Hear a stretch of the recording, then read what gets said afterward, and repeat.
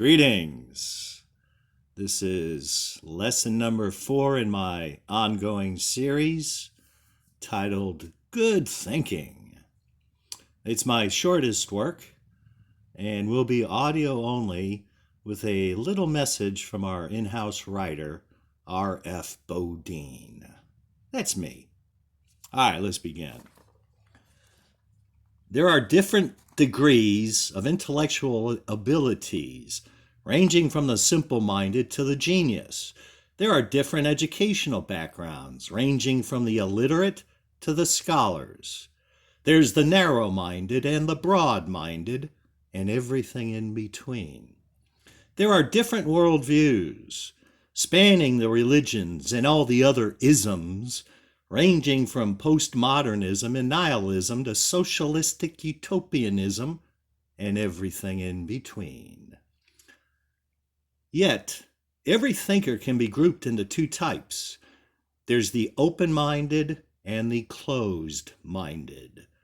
The closed-minded build comfort zones to keep out conflicting ideas. They watch TV and movies and follow the herd in their activities and their beliefs.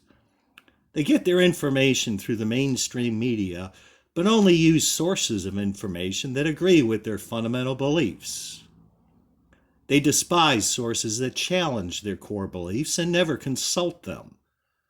And they'll remain closed-minded because of their rigid confirmation bias. The closed-minded don't acquire knowledge, but rather a hodgepodge of ideas and opinions that are often inconsistent and tainted with misinformation and disinformation. The closed-minded often rely on their emotions to guide their thinking and are easily swayed by propaganda, while the open-minded use logic to determine which ideas have the strongest arguments. The open-minded often perceive the propaganda and the false narratives and reject them.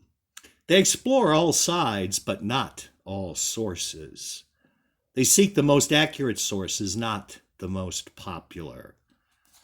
The open-minded periodically check the foundational elements of their worldview and their knowledge base to make sure they are still sound and consistent with the rest of the structure.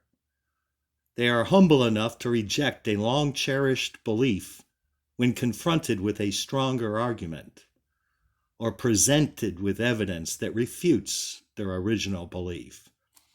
The closed-minded have no reason to re-examine their longest-held beliefs. They don't examine any of their beliefs or their perceptions of the world at large. The closed-minded consult the experts so they don't have to think.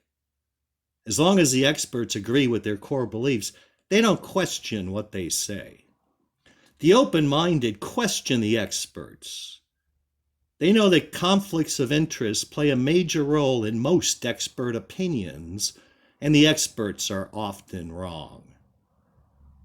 The open-minded sift through information to determine which information has a valid argument. This information, when true, becomes knowledge. The open-minded typically embrace the old-fashioned tradition of lifelong learning and build their knowledge base throughout their lives. The closed-minded quit their education when they began their career. They don't sift through information. They have sources that tell them what to think. The open-minded become independent thinkers, while the closed-minded become dependent on the thinking of others. The closed-minded are narrow-minded and see the world with tunnel vision that grows more narrow as the years go on, unaware their vision is growing dimmer and their brain power diminishing.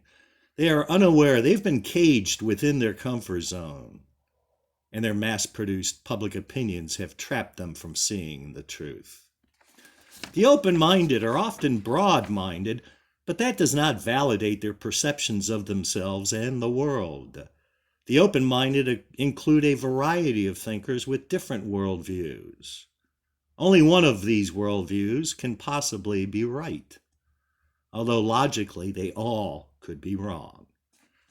Many modern scholars and independent researchers have built up an impressive store of information, but if their worldview is wrong, much of their information is false, and they'll never arrive at the ultimate truths because they lack knowledge.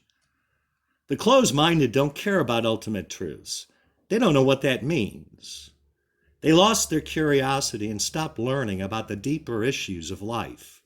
They stopped learning about past events and the people who shaped history.